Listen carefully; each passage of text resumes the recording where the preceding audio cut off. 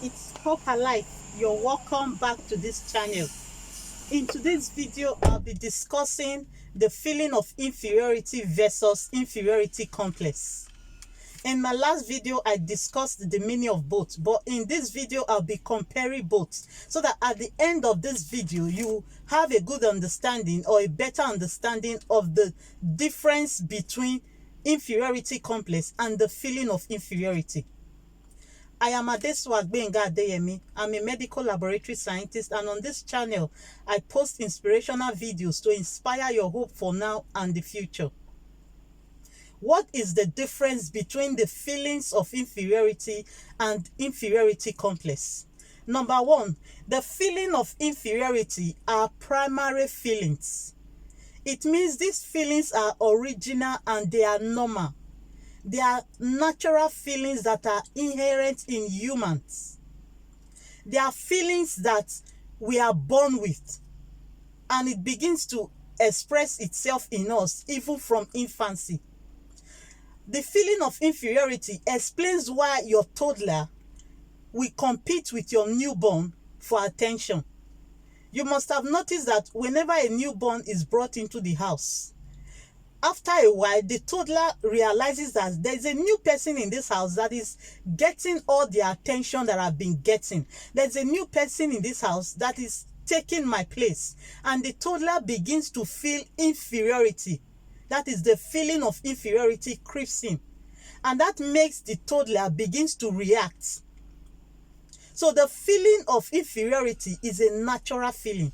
It is inbuilt in human.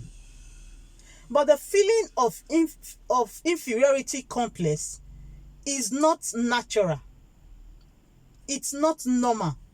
It's a feeling that we acquire at a particular point or phase in our life. It's a feeling that occurs as a result of exaggerated feelings of inferiority complex.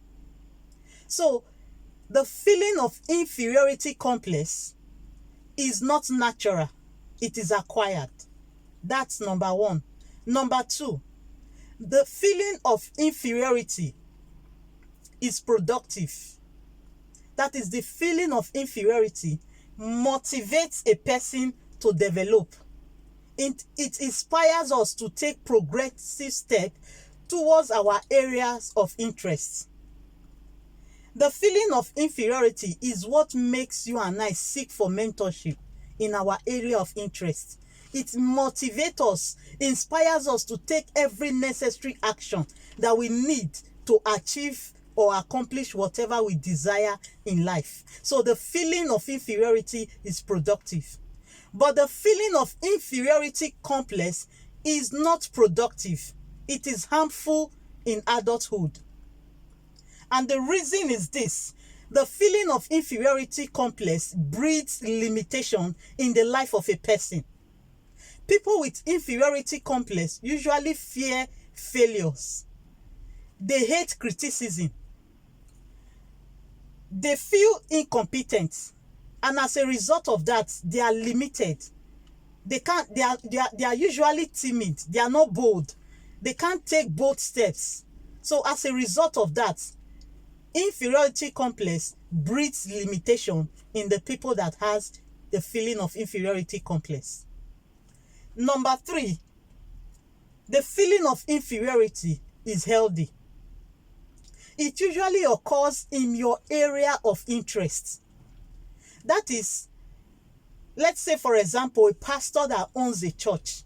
If he meets a friend that owns a large farmland, a friend that is successful, a farmer friend, and if the farmer friend takes him to his farmland and the pastor sees that the farmland is very successful, the man is successful, the farmland is big, there's most likely that the pastor will not get the feeling of inferiority or the feeling of smallness. Why? Because that is not his area of interest.